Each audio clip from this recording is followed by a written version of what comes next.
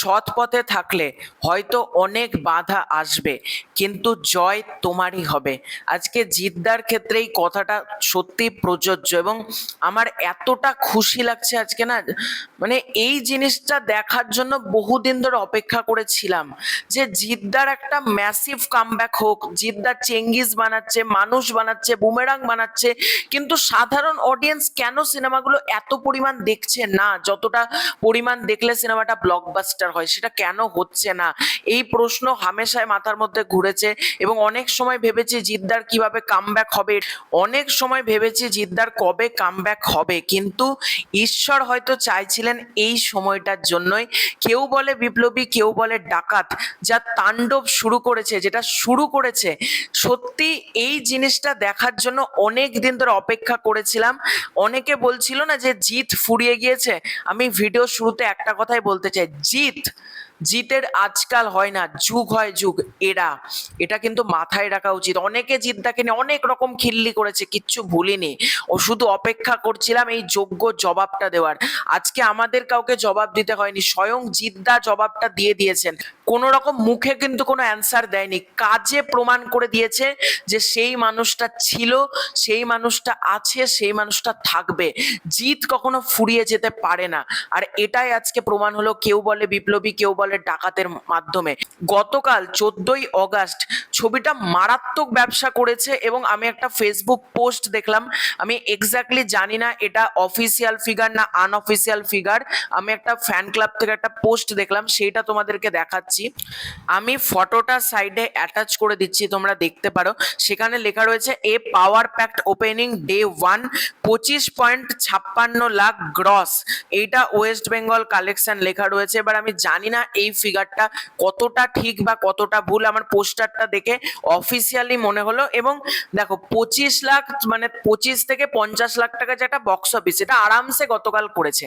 এবার কথা বলি আজকে জিদ্দা কাঁপিয়ে রেখে দিয়েছে, এবং আজকের বক্স অফিস মনে হচ্ছে 1 কোটি পার হয়ে যাবে, এটা আমার নিজের মনে হচ্ছে। কারণ হায়দ্রাবাদ, পুনে, মুম্বাই, মানে পশ্চিমবঙ্গের বাইরে যেখানে ছবিটা রিলিজ করেছে, না হিন্দি ডাবিং না বাংলাতে ছবিটা রিলিজ করেছে, প্রতিটা জায়গায় হাউসফুল।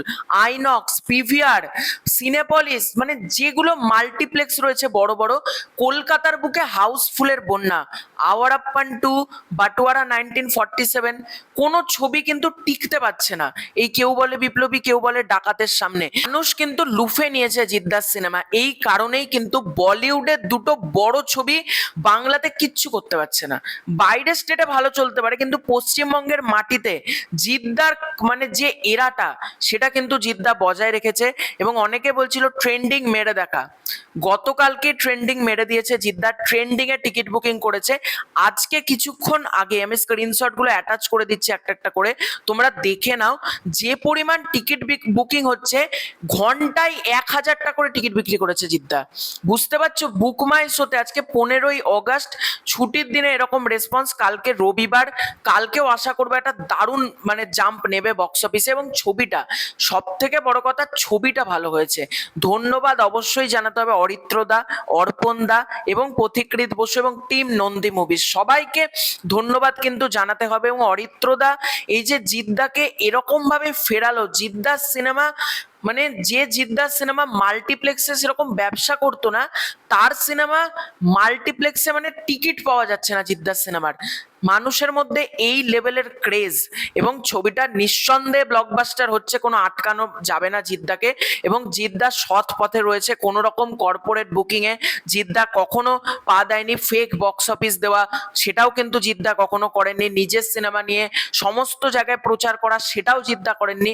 তারপরেও সিনেমা, সব থেকে বড় জিনিস হচ্ছে কন্টেন্ট ইজ দ্য কিং, যেটা উইন্ডোজ বিশ্বাস করে, সেটা বিশ্বাস করে কিন্তু জিদ্দাও কিন্তু সেই একই কথা বিশ্বাস করে। কন্টেন্ট যদি ভালো হয়, কাকে কাস্ট করলাম, কে ডিরেক্টর, কিচ্ছু ম্যাটার করে না।